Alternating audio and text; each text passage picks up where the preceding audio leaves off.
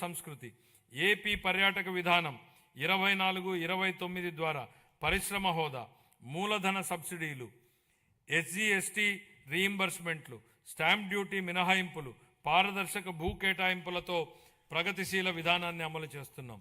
AP భూపర్యాటక భూ కేటాయింపు విధానం 2025 ద్వారా గణనీయంగా ప్రైవేటు భాగస్వామ్యానికి క్యారవాన్ టూరిజం మరియు హోమ్ స్టేల రంగాలలో ఆకర్షించడమైనది.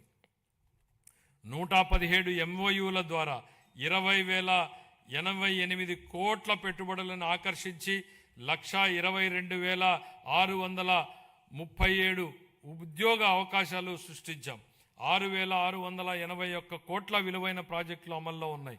రాష్ట్ర విభజన తర్వాత గరిష్టంగా 428 కోట్ల రూపాయల కేంద్ర పర్యాటక గ్రాంట్ లభించింది.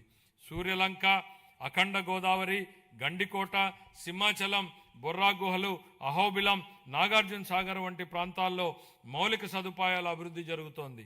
రాష్ట్రం 7 ప్రధాన కేంద్రాలు మరియు 25 పైగా థీమాటిక్ సర్క్యూట్లతో కూడిన బహుముఖ పర్యాటక గ్రిడ్ను అభివృద్ధి చేసింది.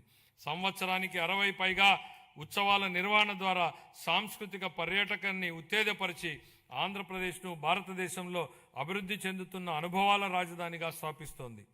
తిరుపతిని ప్రపంచ స్థాయి పర్యాటక గమ్యస్థానంగా తీర్చిదిద్దేందుకు కేంద్ర ప్రభుత్వంతో సమన్వయంతో చేస్తూ మౌలిక సదుపాయాలను బలోపేతం చేస్తామని మీకు తెలియజేయడానికి సంతోషిస్తున్నాను. ఈ కార్యక్రమంలో భాగంగా ప్రపంచ స్థాయి పర్యాటక వసతులతో పాటు హోటళ్లతో పాటు వినోద ప్రదేశాలు ఏర్పాటు చేయడం జరుగుతుంది.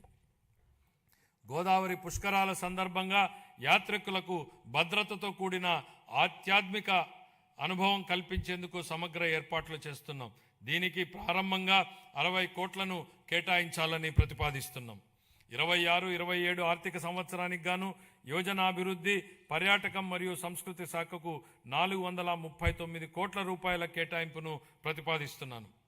ఖాతాలు 24-25 ఆంధ్రప్రదేశ్ రాష్ట్రానికి సంబంధించి ఆర్థిక లెక్కలను కంట్రోలర్ అండ్ ఆడిటర్ జనరల్ పరిధిలోని అకౌంటెంట్ జనరల్ కార్యాలయం వారు ఖరారు చేసిన ప్రకారం 24-25 ఆర్థిక సంవత్సరానికి ఆదాయ లోటు 60,285 కోట్లు, ఆర్థిక లోటు 81,362గా నమోదయ్యాయి.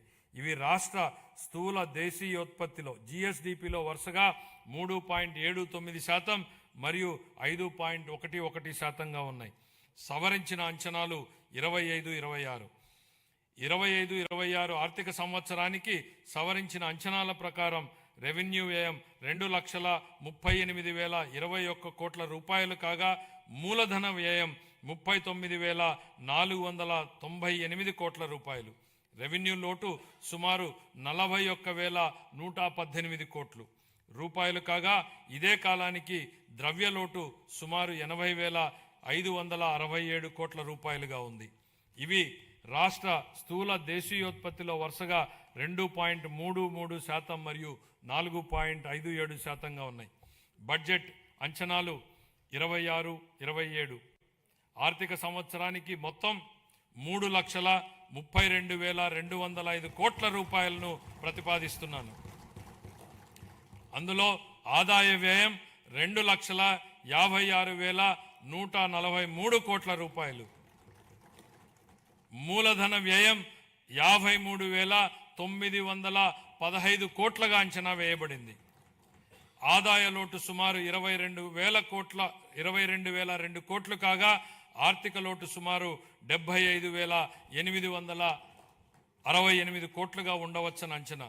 ఇవి రాష్ట్ర స్థూల దేశీయోత్పత్తిలో వరుసగా 1.88 మరియు 3.84%గా ఉండనున్నాయి. ముగింపు. ఈరోజు మనం ఎంచుకున్న మార్గాలే రేపటి మన భవిష్యత్తును నిర్ణయిస్తాయి. ఈ స్ఫూర్తికి ఈ బడ్జెట్ అర్థం పడుతోంది. ఇది కేవలం మన రాష్ట్రాన్ని రేపటి కోసం సిద్ధం చేసేందుకు ఉద్దేశించింది మాత్రమే కాదు, భవిష్యత్ తరానికి మేలు బాటలు పరిచే బడ్జెట్. ఇది ఆకాంక్షల్ని, బాధ్యతల్ని సమతుల్యం చేస్తుంది. ఈ బడ్జెట్ కేవలం వృద్ధి లెక్కలు చెప్పేది మాత్రమే కాదు, ఇది రాష్ట్ర భవిష్యత్ ఆర్థిక గమనాన్ని, లక్ష్యాన్ని బలంగా చాటి చెబుతుంది. ఇది కేవలం తాత్కాలిక ఉపశమనం కలిగించేది కాదు, దీర్ఘకాలిక లక్ష్యాల సాధనకు ఉద్దేశించిన దార్శనిక పత్రం. ఆంధ్రప్రదేశ్ను భవిష్యత్ సవాళ్లకు ధీటుగా బలమైన స్వావలంబన కలిగిన రాష్ట్రంగా తీర్చిదిద్దేందుకు రూపొందించిన బడ్జెట్ ఇది.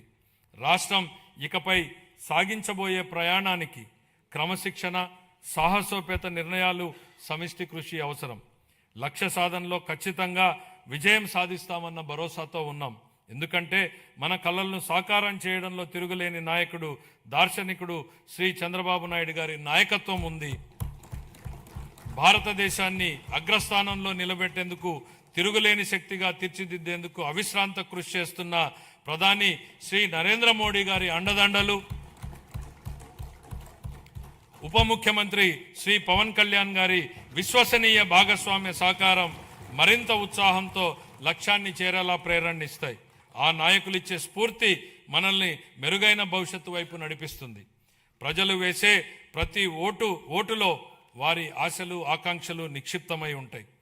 ప్రతి ఓటు వెనుక ప్రజల ఆకాంక్షల్ని మనం నిరంతరం గుర్తుపెట్టుకోవాలి. వాటిని సాకారం చేసేందుకు ప్రతిరోజు, ప్రతి క్షణం మనం కృషి చేయాలి. పరిపాలన అంటే అధికారం చెలాయించడం కాదు, ప్రజలకు సేవ చేయడం. ఈ బడ్జెట్ను మనం దీని పరిణామాన్ని బట్టి కాకుండా ఎంత నిబద్ధతతో దీన్ని అమలు చేశామన్న దాన్ని బట్టి చూడాలి. దీనిలో చేసిన ప్రకటనల్ని బట్టి కాకుండా అవి ప్రజల జీవితాలపై ఎలాంటి ప్రభావాన్ని చూపాయన్న దాన్ని బట్టి గుర్తుపెట్టుకోవాలి. ప్రజలు మాపై ఉంచిన అచంచల విశ్వాసానికి కృతజ్ఞతలు తెలియజేస్తూ, వారికి సేవ చేసే భాగ్యాన్ని మాకు కల్పించినందుకు ధన్యవాదాలు తెలియజేస్తూ ఈ బడ్జెట్ను గౌరవ సభ ఆమోదం కోసం సమర్పిస్తున్నాను. జై ఆంధ్రప్రదేశ్, జై హింద్.